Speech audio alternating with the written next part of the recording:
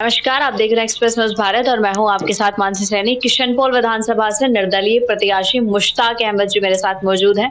निर्दलीय मैदान में वो उतर चुके हैं और अपनी ताल ठोक रहे हैं। कांग्रेस या बीजेपी किससे वो अपना मुकाबला मानते हैं या फिर इससे पहले भी हमारी जैसे सर आपसे बातचीत हुई है तो आप कह रहे हैं कि जहां भी हम अकेले बैठ जाते हैं जनता आ जाती है और जनता की समस्या अकेले वो समाधान करते हैं सभी समस्याओं का।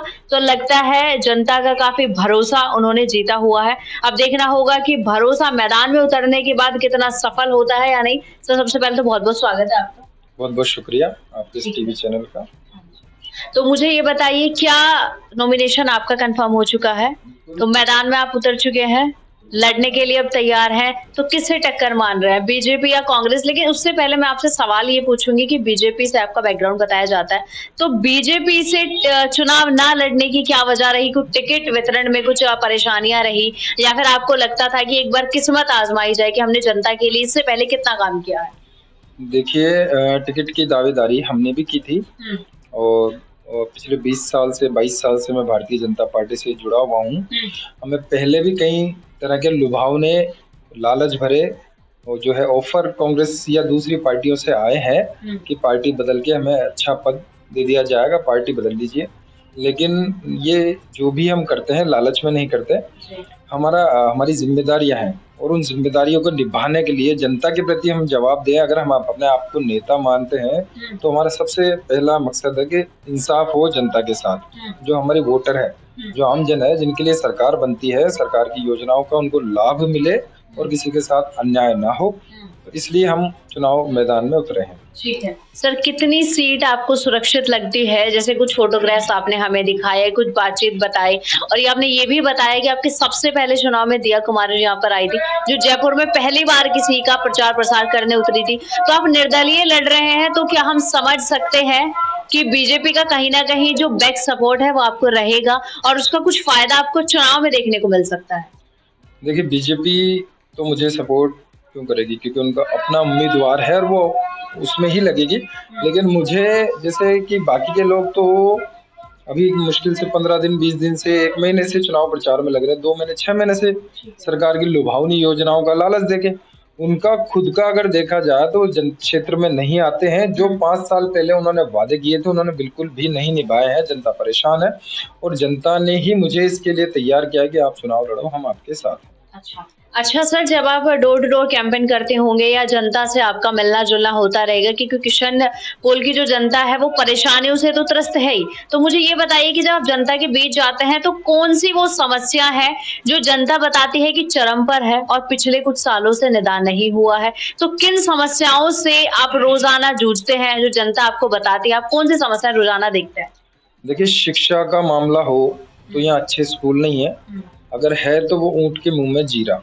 यहाँ तकरीबन मैं समझता हूँ 50,000 की आबादी। इस चौकड़ी किशनपोल की तो मैं बाद में बात करूँ, या आसपास के 4 वार्डों में कोई अच्छा स्कूल नहीं है, अच्छे अस्पताल नहीं है और जो है सबसे ज्यादा जरूरी एक हार्ट का स्पेशलिस्ट नहीं है। अगर किसी की सबसे ज्यादा जो मौतें होती है जिसमें वक्त कम होता है वो हार्ट से रिलेटेड। हार्ट अटैक आया, 15 मिनट में खेल खत्म।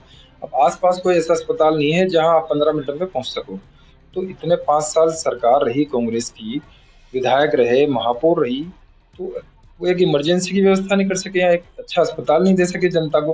तो जनता की जिंदगी खतरे में है, आमजन का स्वास्थ्य खतरे में, शिक्षा खतरे में है और जो रोड समस्याएं हैं, साफ सफाई की समस्याएं, वो भी चरम पे है। सरकार की योजनाएं सिर्फ टीवी में नजर आती है, अखबारों में नजर आती है, धरातल पे देखा जाए तो जनता तक पहुंचना बड़ा मुश्किल काम हो जाता है। उनको कोई ऐसा जरिया नहीं है कि जिसके जरिए वो जनता तक उन योजनाओं का लाभ मिल सके। और जो लाभ देने वाले होते हैं वो ई मित्र वगैरह है, जो कुछ भी एजेंट होते हैं, वो बहुत महंगे उसके जो है वसूलते हैं, कीमत वसूलते हैं। तो कहना चाहूंगा सरकार की जिम्मेदारी बनती है कि एक तरह से जो सरकार की योजनाओं का लाभ जनता तक सीधे धरातल तक पहुंचे, इस तरह की कोई उनके पास योजना हो। हमारा ये ऑफिस है, लोगों के लिए हमेशा खुला रहता है। मेरा फोन चालू रहता है, कभी भी किसी तरह की कोई समस्या है उसका हम तुरंत निदान करते हैं। ठीक है सर, मुझे ये बताइए, अगर जनता आपको विधानसभा तक पहुंचा देती है और मौका देती है अपने बीच में आने का, एक विधायक के तौर पर यहाँ कार्य करने का, तो किस कार्य से आप यहाँ शुरुआत करना चाहेंगे? क्योंकि हम सर अगर शिक्षा की बात करें तो उससे भी यहाँ की जनता वंचित है, यहाँ के बच्चे वंचित है। पानी की बात करें तो वो भी पीने का, कुछ लोगों से मैंने सुना था कि पीने का साफ पानी उनके लिए यहाँ पर उपलब्ध नहीं है। चिकित्सा की बात करें, वो भी चीजें यहाँ पर बिल्कुल भी सुरक्षित नहीं है, या चिकित्सा की चीजें तो यहाँ पर है ही नहीं। आपने हार्ट अटैक की बात उठाई, काफी लोग भी मुझे यही बताते हैं जब हमारी बातचीत होती। किस कार्य से आप शुरू करना चाहेंगे? सबसे पहले मैं जो है स्वास्थ्य से रिलेटेड जो समस्या है उसका निदान करना चाहूँगा, क्योंकि जान है तो जहान है।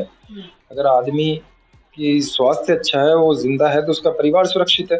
साफ सफाई की समस्या हो, रोड की समस्या हो, शिक्षा की समस्या हो, उसमें हम समय मिलेगा उसको सही करे लगेंगे। लेकिन अगर स्वास्थ्य सही नहीं है तो फिर आप कुछ भी नहीं कर सकते। इसलिए पहला सुख निरोगी काया, इसलिए हम सबसे पहले स्वास्थ्य की समस्याओं का निदान करेंगे। हार्ट से स्पेशलिस्ट अस्पताल जो यहाँ है उसमें हार्ट स्पेशलिस्ट की स्वास्थ्य सुविधाएं हम मुहैया कराएंगे। ठीक है। अच्छा, जब आप जनता से मिलते होंगे तो फिलहाल तो ये रही तमाम परेशानियों की बात जिससे जनता लगातार जो है जूझ रही है और देख रही है।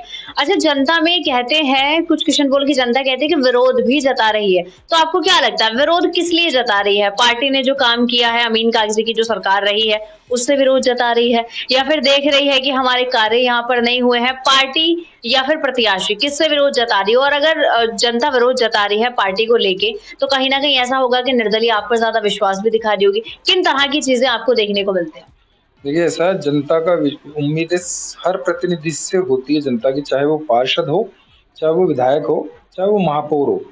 तो कोई तो ऐसा व्यक्ति हो जो जनता के लिए हमेशा अवेलेबल हो जब उसको जरूरत हो, या कम से कम रोजाना दो चार। यहाँ पे ऐसा कोई जनप्रतिनिधि नहीं है कि जो जनता की समस्याएं सुनने के लिए बैठा हो। और जो लोग चुने गए हैं, कोई जाति आधारित है या समाज आधारित है चुने गए, वो काबिलियत के आधार पर नहीं चुने गए। तो उनमें इतनी मैं नहीं समझता कि वो जनता की समस्याओं को हल कर सकते हैं इस लायक है। ठीक है, मुझे ये बताइए कि बीजेपी से चंद्रमोहन जी भी मैदान में आ गए हैं, अमीन कागजी पर तो आलाकमान ने भरोसा दिखाया है, वो भी मैदान में, निर्दलीय आप उतर गए हैं, तो त्रिकोणीय मुकाबला चल रहा है, या आप अपनी टक्कर किसी एक प्रत्याशी से मानते हैं? जी बिल्कुल, त्रिकोणीय मुकाबला है। और मैं कहना चाहूंगा कि जो सिक्के होते हैं ना जेब में, वो खनकते रहते हैं, लेकिन नोट खामोशी से रहते हैं। क्योंकि उनको मालूम है उनकी कीमत, कि नोटों की कीमत क्या है। सिक्के उछलते ज्यादा है, तो हम जानते हैं कि हमारी कीमत क्या है, इसलिए हम अभी खामोश है। और जिसे कहेंगे ना, एक धमाका करने की हमारी आदत है, 100 सुनार की एक लोहार की। जो हमने पिछले 20 सालों में जनता की सेवा की है, उसका फल हमें मिलेगा। हम कोई बहुत ज्यादा शोर शराबा नहीं करेंगे, बहुत ज्यादा जिसे कहते हैं ना दिखावा, बहुत सारी भीड़, ये सब जो है पैसे से मैनेज होती है। और हम पैसे की जरूरत नहीं, हम लोग मोहब्बत से लोगों का दिल जीतेंगे, अपनी सेवा से, अपनी खिदमत से उनका दिल जीता हुआ है ऑलरेडी। और उनकी पहली पसंद हम ही है, इतना हमें यकीन है, क्योंकि हम जनता के नेता हैं, किसी पार्टी के नेता नहीं। ठीक है, मुश्ताक जी, एक आखिरी सवाल मेरा आपसे रहेगा कि जैसे आपने बताया आपका 20 से 22 साल का बीजेपी का बैकग्राउंड रहा है, दिया कुमारी जी आई थी आपके चुनाव में प्रचार प्रसार करने। अब मुझे ये बताइए कि बीजेपी ने अपना प्रत्याशी उतार दिया है, तो कहीं ना कहीं अगर आप निर्दलीय खड़े होते हैं तो उससे बीजेपी की वोटों को नुकसान तो पहुंचेगा। तो कहीं ऐसा तो नहीं है कि बीजेपी ने आप पे दबाव बनाने की कोशिश की हो कि मुश्ताक जो है अकेले मैदान में खड़ा हो गया, निर्दलीय के हमारे वोट को चोट पड़ने वाली?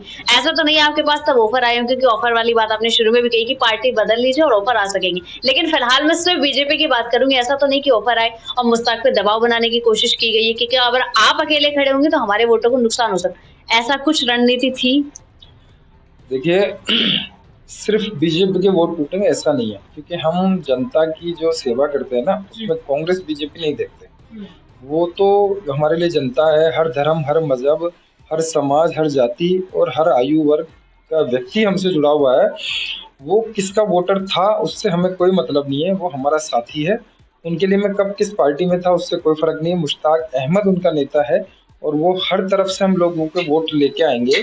किसी पार्टी विशेष से हमें कोई वो मतलब नहीं है। सब सारी जनता, सारे धर्मों के लोग, सभी मजहबों के लोग, सारे समाजों के लोग हमें खुलकर वोट करेंगे, और इस तरह से वोट करेंगे जब मतपेटियां खुलेगी तो एक नया इतिहास बनेगा। ठीक है, बहुत बहुत धन्यवाद आपका मुश्ताक जी बात करने के लिए। तो मुश्ताक जी ने जिस तरीके से बात की है, पैसे से चुनाव नहीं लड़ा जाता, वो कह रहे हैं कि लोगों की मोहब्बत मेरे लिए मौजूद है और हर मजहब के लोग उनको वोट करेंगे, लेकिन आखिरी फैसला जो होता है वो जनता के हाथ में होता है। मतदान की पेटियां जब खुलेंगी वो तो तभी देखा जाएगा कि जनता ने इस बार अपना ताज, इस बार अपना विश्वास किस पर जताया है। निर्दलीय जताया है, बीजेपी पर जताया है, या कांग्रेस चल रही है उस पर जताया है। बाकी मुश्ताक जी का पूरा मजबूती से कहना है कि किसी पार्टी विशेष से हमारा मतलब नहीं, हम सिर्फ मोहब्बत से लोगों को जितना